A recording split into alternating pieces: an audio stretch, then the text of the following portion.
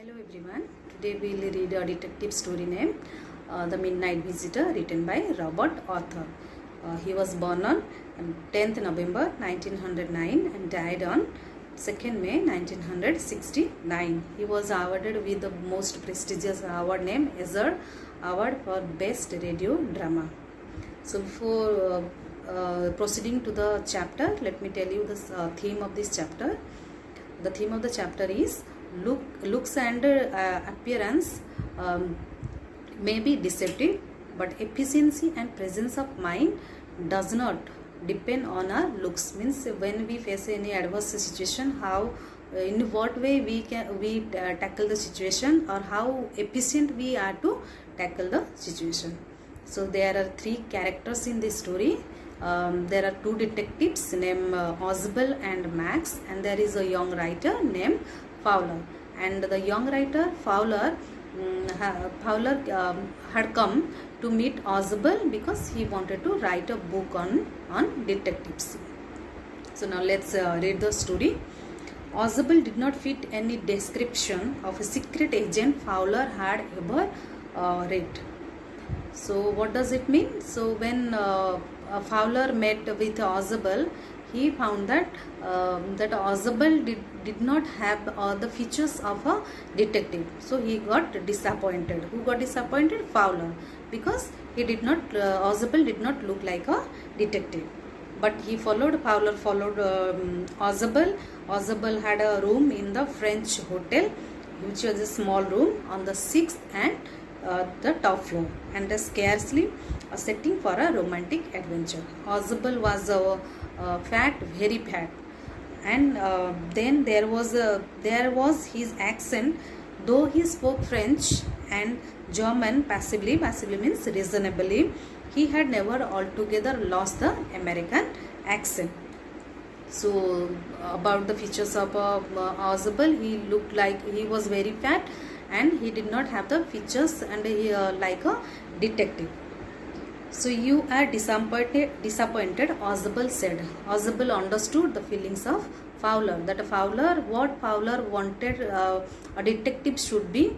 Fowler found that it didn't fit to Oswald. So Oswald came to know everything, and he said, you are disappointed, and you are told that I was a secret agent, a spy dealing in espionage. Espionage means spying and danger.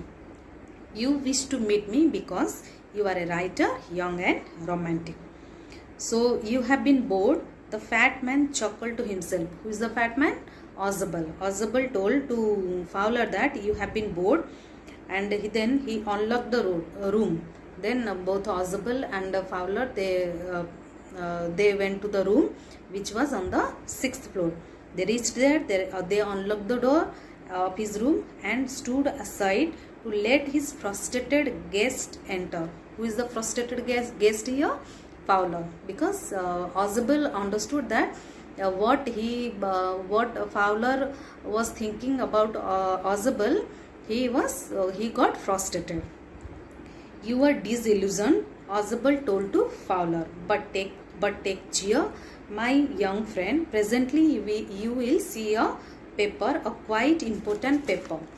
But here Oswald consoled Fowler that now I will show you something, a paper or something based on the life of detective, so that you will not feel disillusioned or bored. So Oswald closed the door behind him. Then he switched on the light. As the light came on, Fowler had his first authentic thrill of the day. For halfway across the room, a small automatic pistol in his hand, stood a man. So when both Fowler and Oswald entered that room, they found that another man was present in that room. And who was he? This is the mystery. Who was he? Let's see. So Oswald blinked a few times. Max, he wheezed. Who was that man in that room? It was Max, another rival of Oswald, and his name is Max. You gave me quite a start. I thought you were in Berlin. What are you doing here in my room? Who said this? Oswald told to Max that Oswald told to Max that you should be in Berlin, then what you are doing in my room. Max was slender. This paragraph, it's a description about Max. Max was slender, thin, a little less than tall, with features that suggested slightly the crafty. Crafty means he looked like a clever agent. Pointed countenance of a fox, just having the for pictures of a fox. There was about him, aside from the gun, nothing especially menacing. So the report, he murmured. Who murmured? Max murmured. Why did Max come there? Max asked for the report. The report that is being brought to you tonight concerning some new missiles. So Max asked for the report, which was concerned about some missile documents. I thought I would take it from you. It will be safer in my hands than in yours. Then Max told to Ausable that I need the report about that missiles because it will be safer in my hands than yours. Ausable moved to an armchair and sat down heavily. So this sentence is very important here in this story because it now here there is a turning point in this story. So when Ausable saw Max with a pistol, he did not get frustrated or did not how he handled the situation in this case. This is the adverse situation and how Ausable handled it. Ausable moved to an armchair, sat there calmly and quietly, and what he told. This is the second time in a month that somebody has got into my room through that nuisance of a balcony. So this is the important turning point of the story. So suddenly how to tackle the situation. So he narrated a story. Ausable narrated a story that last month or so somebody entered to my room through this balcony. Fowler's eyes went to the single window of the room. It was an ordinary window against which now the night was passing blackly. Balcony, Max said with a rising inflection.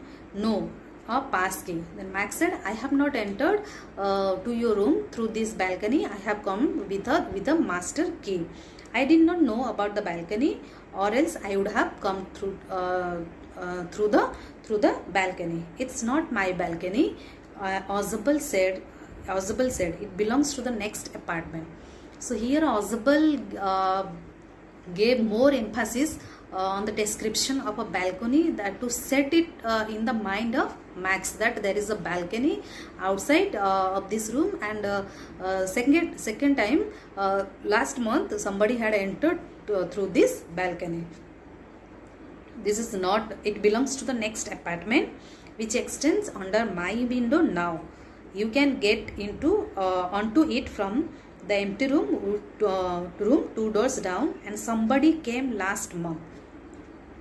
The management promised to block it off, but they have not. So Ausable told to Max that I have many times requested the management to block the balcony, because through this balcony people are entering to my room. So suddenly there is at this situation they heard a knock. Somebody was knocking at the door. Then Fowler jumped at the sudden knocking at the door. Ausable just smiled. So they see that how he was tackling the situation without getting disturbed over with how he is handling the situation. Ausable just smiled. That will be the police, he said. So Ausable said police might be there, police might be knocking at the door. I thought that such an important paper as the one we are waiting for should have a little extra protection.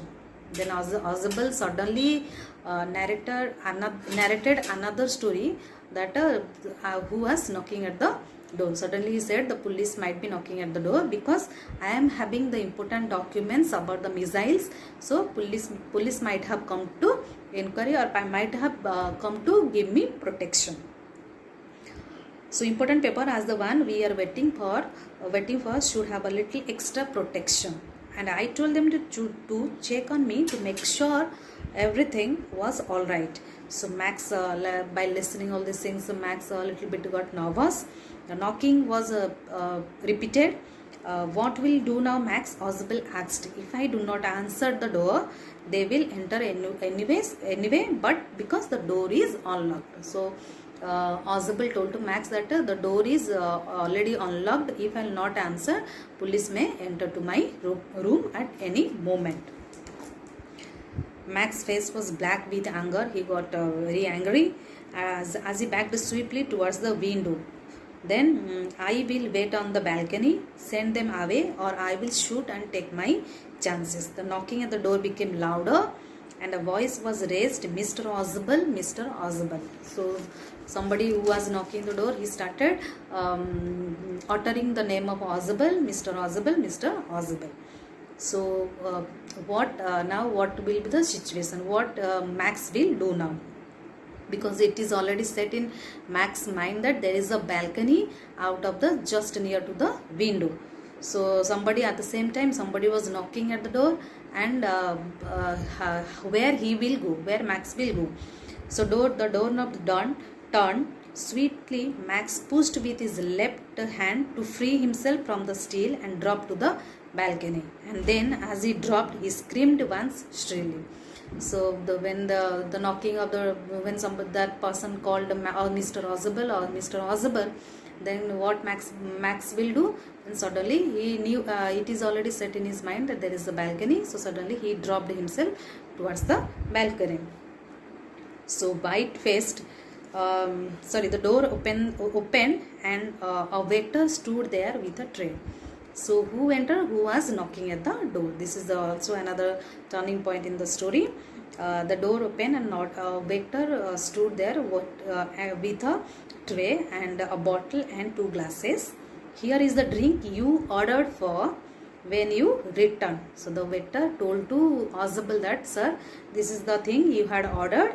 And he said and set the tray on the table, deftly uncorked the bottle and they left the room. White-faced Fowler stared after him. White-faced means Fowler's face. It's a reference to the Fowler's face.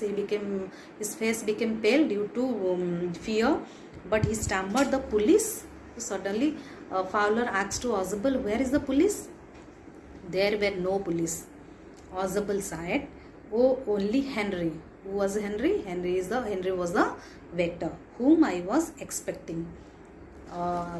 So what did you understand? That Ausable had ordered something to the waiter Henry, and Henry was knocking at the door. So it was known to Ausable. So how he took the advantage of that situation? That who was knocking? He knew that Ausable knew that who was knocking at the door, and how he befooled Max. So only Henry, whom I was expecting, but won't that man out on the balcony? Fowler began.